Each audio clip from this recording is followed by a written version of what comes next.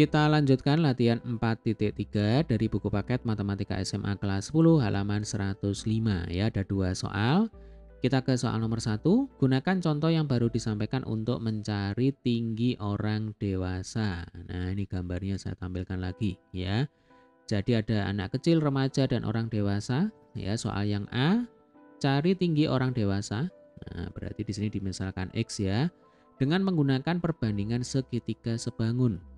Ya, jadi yang kita gunakan di sini adalah datanya anak kecil dan datanya orang dewasa. Ya, menggunakan perbandingan segitiga sebangun. Berarti nanti bentuk perbandingannya adalah ya, tinggi anak kecil. Nah, kita bandingkan dengan bayangan anak kecil. Saya singkat-singkat ya deh ya supaya cepat dan tidak terlalu panjang. Ini harus sama dengan tinggi orang dewasa ya. Kita bandingkan dengan bayangan orang dewasa ya. Ini jangan sampai kebolak-balik. Kalau di sini tinggi perbayangan, di sebelah kanan sama dengan juga harus tinggi perbayangan ya. Jangan sampai dibolak-balik. Nanti kalau dibolak-balik hasilnya pasti salah ya.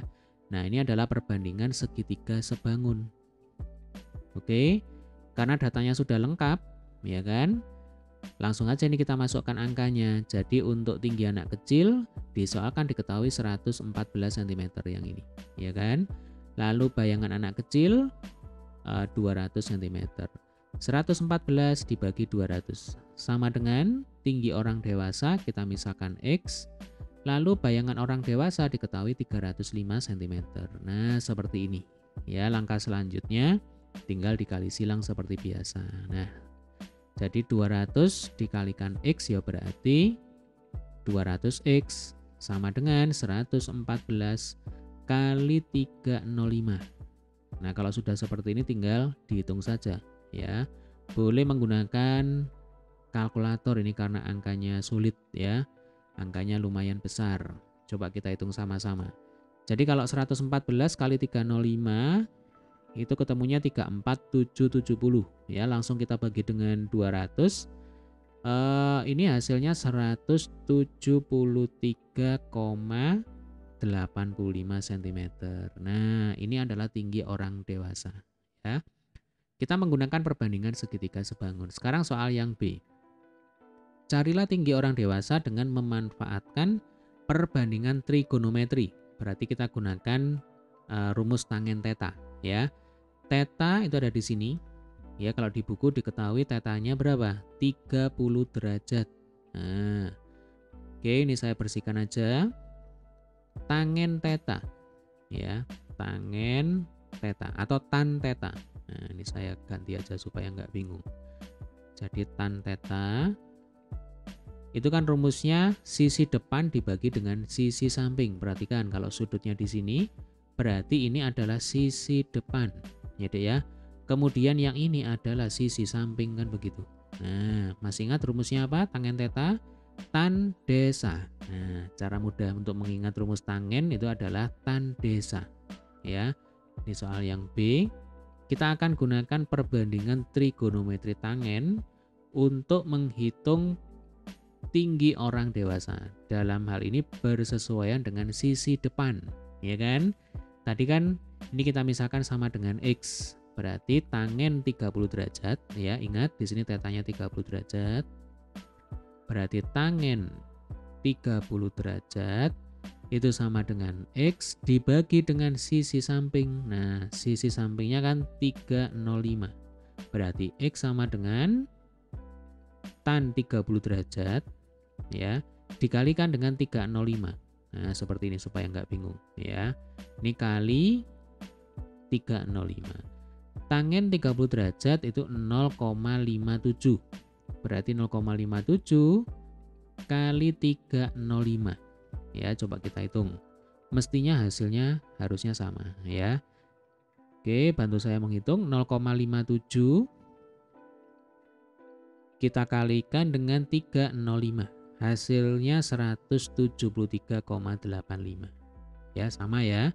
Jadi, tinggi badan orang dewasa kalau kita hitung dengan menggunakan perbandingan segitiga sebangun dan perbandingan trigonometri, hasilnya sama yaitu 173,85. 85 cm. Ya, gampang ya. Baik, kita lanjutkan sekarang ke soal nomor 2. Diketahui kedua segitiga di samping, ya, ada segitiga BAC dan EDF, ya, sama-sama segitiga siku-siku, adalah segitiga sebangun dengan perbandingan sisi tangen theta. Nah, tetanya ada di sini, ya. Tangen theta diketahui 0,47. Soal yang A, jika sisi B 12 cm, berarti ini 12 cm, ya. Hitunglah panjang sisi C. Nah, kita gunakan perbandingan trigonometri tangen, ya. Rumusnya adalah tan theta sama dengan depan dibagi dengan samping, tan desa. Ya, saya tidak bosan-bosan untuk mengulang supaya adik-adik semakin sering mendengar maka akan semakin hafal. Nah, harapan saya seperti itu, ya. Tetanya tidak diketahui, yang diketahui adalah nilai tangen theta. Ya sudah, langsung aja. Berarti tangen theta kita ganti dengan 0,47, ya. Sisi depannya itu berarti kan B. Ya, Dek, ya. Lah B-nya itu kebetulan 12 cm. Ya sudah, berarti 12 untuk sisi sampingnya itu sama dengan C. Nah, maka C sama dengan 12 dibagi 0,47.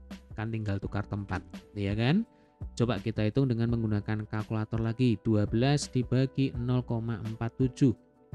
Hasilnya adalah 25,53. Ini saya bulatkan. 25,53 satuannya cm, ya. Ini adalah panjang sisi C, nah, atau panjang AB.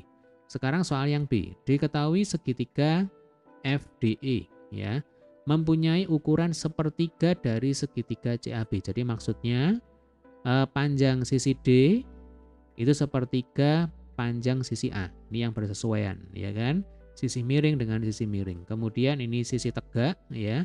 Sisi E ini sepertiga dari B. Kalau ini 12 cm, maka di sini adalah berapa? 3 cm. E 4 cm, ya.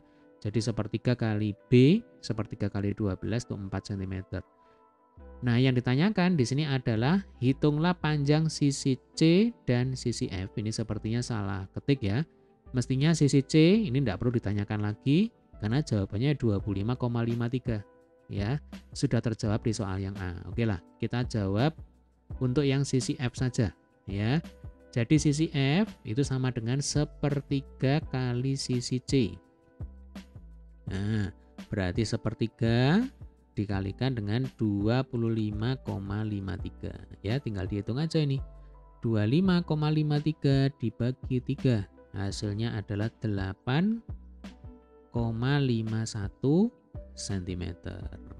Oke, jadi panjang sisi F atau panjang sisi DE adalah 8,51 cm, ya, sepertiga dari panjang sisi AB atau sepertiga kali 25,53 cm. Baik, demikian tadi adalah pembahasan untuk soal nomor 1 dan nomor 2. Sampai ketemu di video berikutnya.